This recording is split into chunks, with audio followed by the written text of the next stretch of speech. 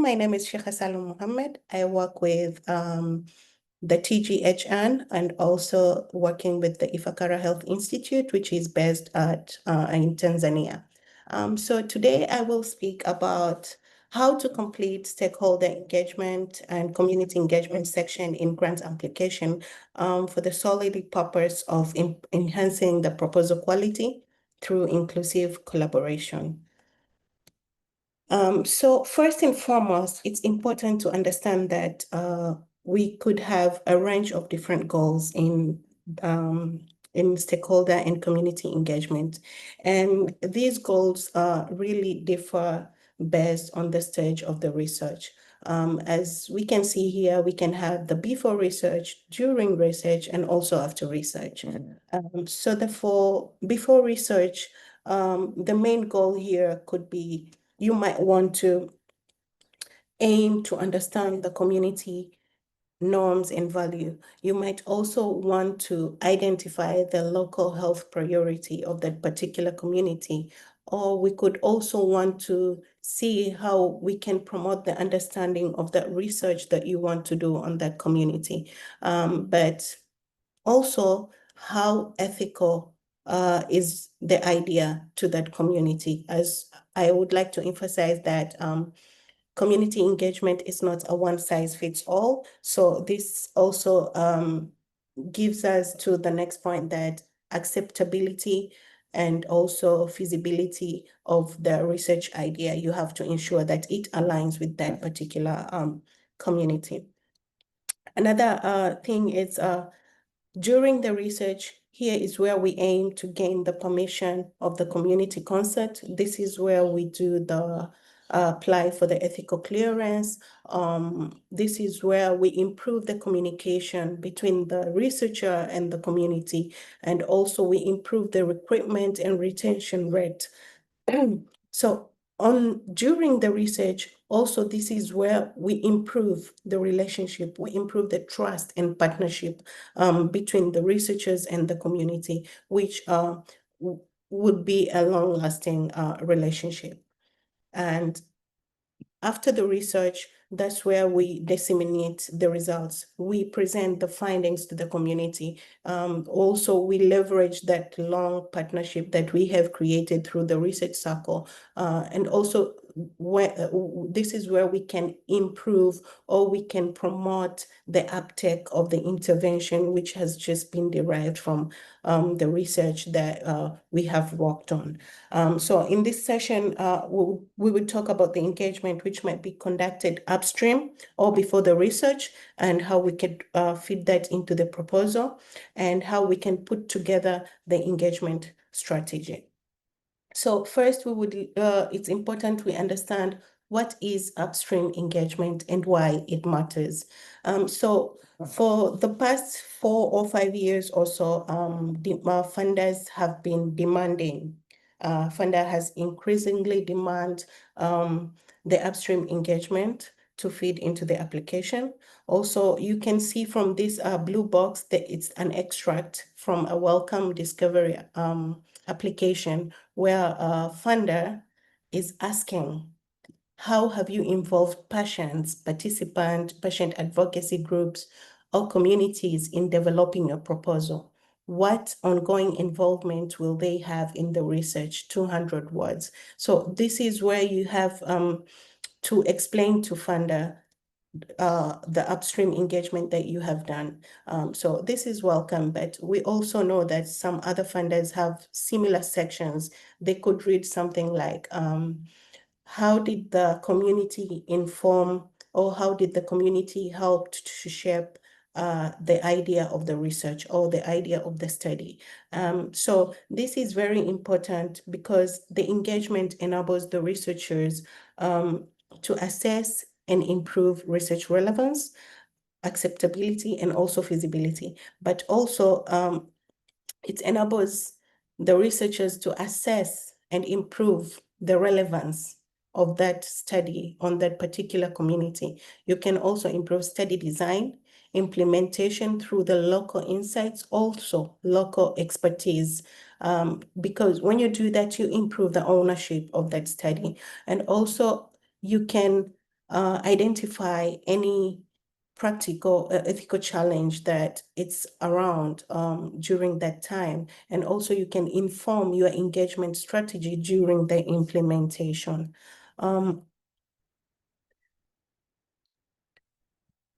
So we at this point, it's when we try to understand or we try to ask the important question here, as in what the important questions to ask during the feeding of that section in the proposal. So here you might want to brainstorm with the colleagues of your own institute or your own team, and to think as in who to engage. It could be different varieties of group, because who to engage differs with the type of research that you're doing or the type of studies that you're doing. And it might be very helpful with the colleagues who are collaborating with you to collaborate and come up with the list of people or list of stakeholders or groups that to engage. It could be health stakeholders, which could be Ministry of Health staff, hospital managers. It could be patient groups, example, HIV support groups, or maybe youth support group. It could be other stakeholders, maybe education officers, school principals, if you're doing a school engagement activity or a school project. It could also be useful to use the existing community advisory boards, because this a wide range of engagement methods you could use, from as simple as meetings or phone calls or focus group discussions or town hall meetings with larger numbers of community. Well, really, this whole depends with what you're trying to achieve. And also, in framing the proposed question and aims, it may be very important to ask the research question or research aims, as in ask, is the research relevant at this community? Is it needed? Is it useful? Also, are there other questions that as researchers can answer to the community? Also, on presenting the proposed methods, procedures, you have to come up with the procedures, you have to identify the risk, you have also to outline the benefits of doing what you're doing at that stage. So which other methods can complement what you're doing? Are they acceptable? What is the feasibility of that method? Will people of that community participate? Also, what is ethical or practical challenge? So all these questions, what community engagement approach to use, they will help you to shape and how to frame the proposed work.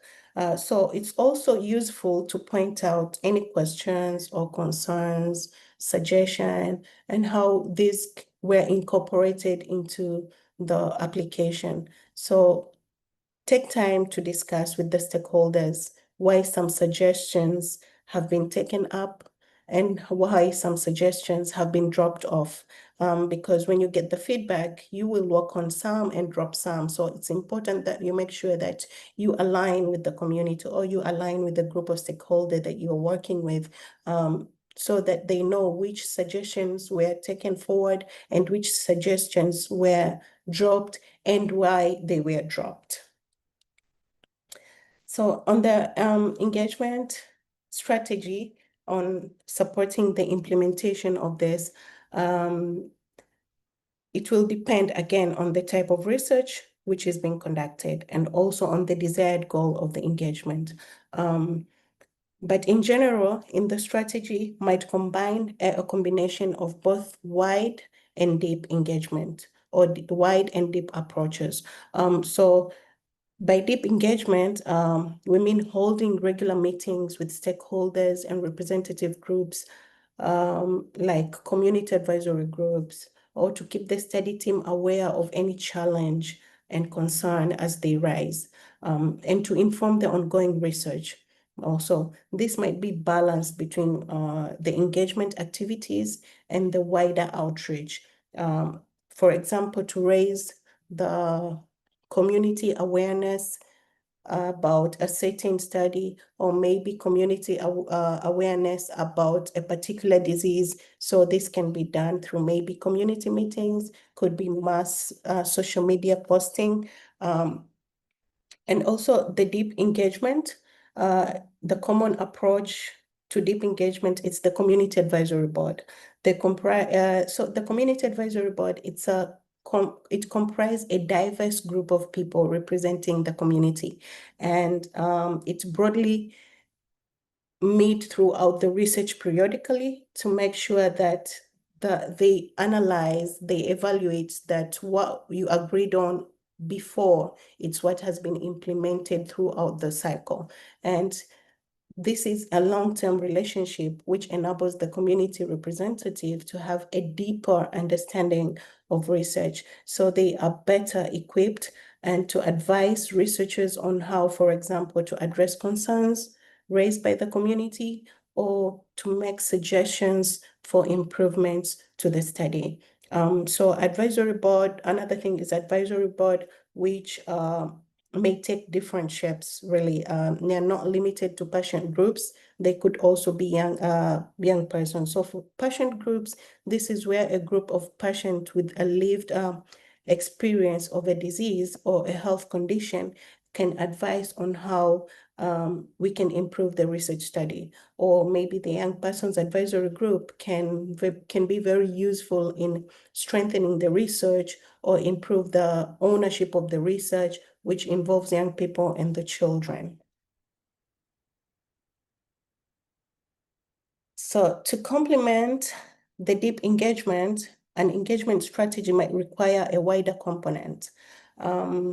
There's no limit on how this has been done in the past, but activities do range from town hall meetings, from engaging the school children, and maybe open days, laboratory visits for school children, radio programs. So these wider types of engagement may have different goals, for example, to raise awareness about the research, to address a community concern or rumors about the research. For example, let's say there is a rumor in the community about treated nets for malaria prevention, that those treated nets might cause maybe A, B, C, D. So you use a radio program to clear the rumors and make the community understand that the treated nets are effective for malaria prevention also.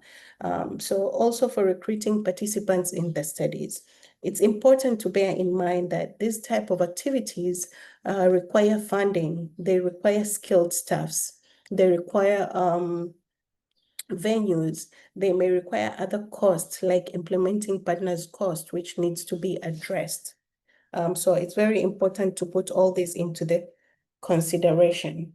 So the engagement activities method that you choose, or the strategy, will depend on the type of research and the type of goal for the engagement. So this needs to be clear from the beginning. What do you want to achieve from this strategy, or what do you want to achieve from this method that you are employing on this engagement activity? So we also have to understand that type of research define the type of method, because every different type of research not all methods are fit for every type of research. So for example, if we start with community-based research, this is you can initiate community advisory board, you can do laboratory open days, you can do town hall or village meetings, you can do surveys and focus group discussion, but it could be different for another study, which is hospital-based clinical trial. This is where you need patient advisory group, radio or TV interviews, or nurses workshop, and it keeps changing or complementing on another study. So if you wanted an engagement activity to incorporate community input into the study design or implementation, you might want to draw on community advisory board again, or a patient advisory group, or you can do, you might want to do the regular meetings at the hospital or with the hospital management groups. So it changes really with how shaped your type of research is. So here, I would like to emphasize one thing, that community engagement component, it's not an add-on on the proposal. Community engagement component, it's a core to make sure that this is where the funders or the reviewers will check that this idea has been co-created, or this study proposal has been co-developed. So it's very important to put these components, the community engagement plan, that will be like a roadmap for the work, as in what will happen when. For example, the workshop, the feedback loops, or maybe the recruitment, all those needs to be well identified and well kept, including their timelines. Also, you have to check on stakeholder roles and responsibility, define who does what and how they can contribute. Also here, it's where it's very important to show to the reviewers that through the collaboration, you have had the stakeholders, or they have committed. Let's say if you're doing something regarding mosquito control, it's important that you have the National Malaria Control Program on board. It's important to show that they have been involved and they're on board and they're supporting, and they have committed support. Also, the feedback and learning mechanism show how community and stakeholder input shapes the project decisions, and not just the researchers group have come up to the final shape of the project. So another thing, it's important to demonstrate meaningful impact, like show the real influence, highlight with example on how the engagement shaped the research design or priority. Also provide evidence of support. Considering my previous example on mosquito control, maybe the National Malaria Program, get the letter of support from that certain stakeholder which is involved in your study, or show a partnership commitment. Also track and report. Describe how engagement outcomes will be monitored and shared, and how the community will be part of it.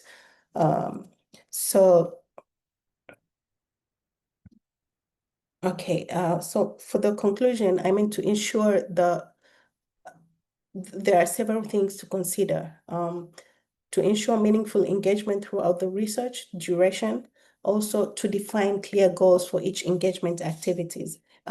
It's very important that the goal that you set at the beginning of the engagement activity is met. And if it's not met, you have to document, as in why, what went wrong, why didn't I achieve this goal, and what should I do to make sure that this goal is achieved. Also, to ensure there is an adequate budget, as mentioned previously, that we might require a lot of costing during the engagement activities. So it's important that the budget is adequate. You also have trained staff to implement those activities. And it's also important to document who participates, what questions or concerns, challenges, and suggestions have raised, and what changes have been made to research as a result of community inputs or stakeholder input. But lastly, but not least, it's important to carefully plan feedback loops to ensure communication from community and research to the research team is back to back, and it doesn't break in between. So I guess I haven't spent all of my time, but thank you very much. And there are a lot of very useful resources in the MESH website. Kindly scan the QR codes which are here. They will take you to different resources. We have a low cost and upstream engagement for research funding application. And we also have a practical guide to planning an engagement strategy for your global health research funding application. Also setting up a research advisory or involvement group. Thank you so much, and we will be able to answer some questions if the time allows. Thank you, Katrina. Over to you.